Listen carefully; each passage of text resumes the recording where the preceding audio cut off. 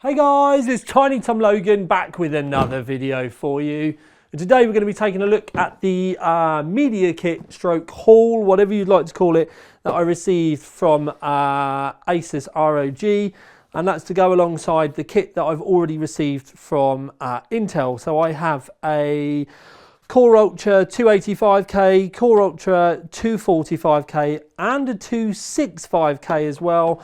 And they've sent me another of the little acrylic keepsakes to go alongside the ones that I have over in the corner over here already.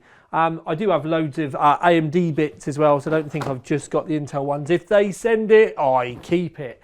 Anyway, the ROG box, it's actually quite cool. There's Velcro on the side, and then you have to lift the top off like that. And there is this big kind of hologram section on this side. I did keep thinking that you could see through it, but it is just a normal box on the inside. But they've put some effort into the packaging. As I've said, you've got the Velcro down the side.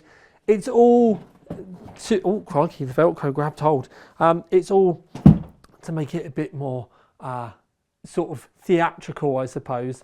There is this that was on the front. These little knickknacks, I might have to start giving them away, I think, so that I can give them to those of you out there that will really enjoy them.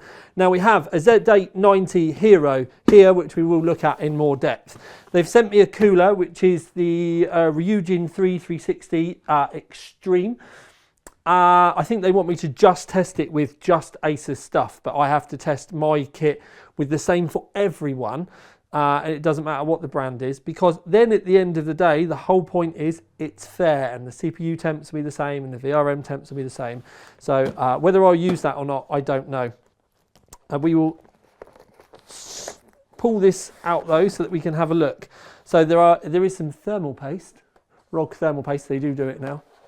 And then I already know that there are some Velcro tabs on the inside, but the memory is quite cool, because this is the new CU DIMMs from Kingston Fury. So we will be using this. I actually do have another one of these kits as well, so I'm quite fortunate. So it's the CU DIMM. I will do a full breakdown on what that memory means when we do the full review, but for now, I think we will stay focused on looking at the board. Obviously taking the board out of the box, but you get some stickers in the pack. For those of you out there that want to know what stickers you're going to be able to put around your room, there is a look at them. You do get like this little ROG membership card as well. It's metal, it's actually quite cool. Well, it is the first time you get one anyway. I've got loads of them now. And then there's a thing that you can sign around the back and a QR code, so that you can go to the ROG website and download some stuff. Now, I've obviously already been in here because I have taken photos of this for the website. But you do get a USB stick with your drivers on. Please remember though that the drivers that are on the USB stick will technically be out of date after the first time that you've used them, so maybe periodically update them. Your Wi-Fi adapter, it is magnetic. It's also, as you'll see when we get around the back in a minute, it is tool free. It's really easy to clip on. It comes with a bottle opener. That was the thing that the magnet was sticking to. Then you've got a selection of SATA cables. There are 4 in there in total. There are 2 90-degree ends and 2 normal ends. And then there's screws for the NVMEs, some thermal pads, little adjusters for the NVMEs. There is an ARGB extension and just the normal odds and sods that you would normally find in the box. Nothing major to report. Now, one thing I do want to say is with the PCI Express slot, basically you just have to kind of nudge it a little bit and it will release now. You don't need the button or anything like that.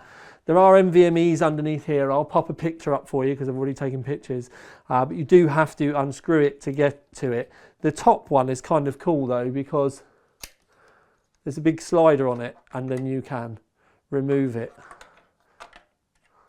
And that's it. It's all really nice and simple.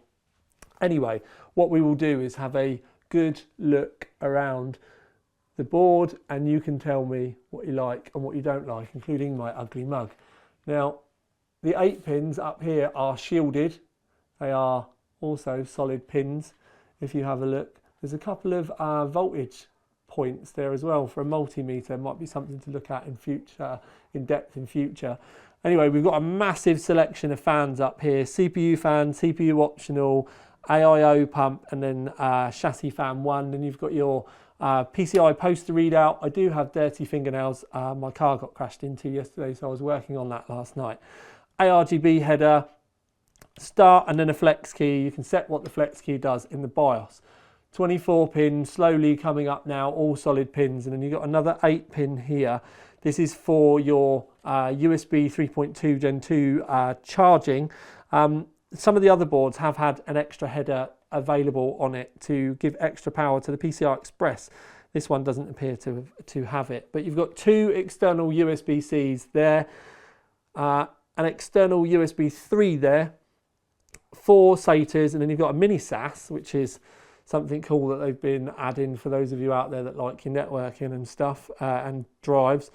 2 USB 2s, another USB 3. I think that button, yeah, that button there is a reset button. I was trying to read it. Front panel header. 3 more fan headers. You've also got 2 ARGBs. There's 3 ARGBs on the board, but no 4 pins. And then we're just having another look around the board. You can see all the VRMs and stuff at the top. I've had absolutely no information from this about how many phases or anything from Asus, amps, nothing. Just had the box, nothing else. Yeah, brilliant. Anyway, if we have a look on the back, we can see a plethora of connections. You've got 2.5 gig and 5 gig Ethernet, some USBs. It actually feels a bit sparse, especially considered when you compare it to the Ace from MSI. But you've got your USB 4s, and you've got a normal 10G USB, 10G, 5G, HDMI on there, audio, yeah, it's got a mic in and a line out. That's all you really need at the end of the day.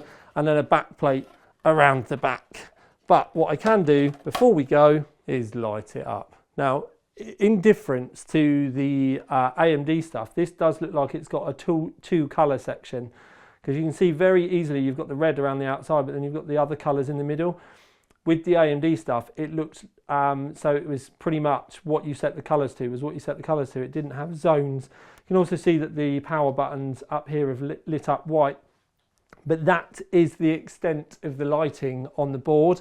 I haven't powered the board up technically. I've just put enough in there to get the lighting to come up in like a demo mode, and that means I can work around the NDA. But please remember to like, subscribe and comment. We will be doing lots more previews. There's going to be lots more information for you in the coming days. So please remember to check back. Thank you very much. This has been Tiny Tom Logan with another video for you.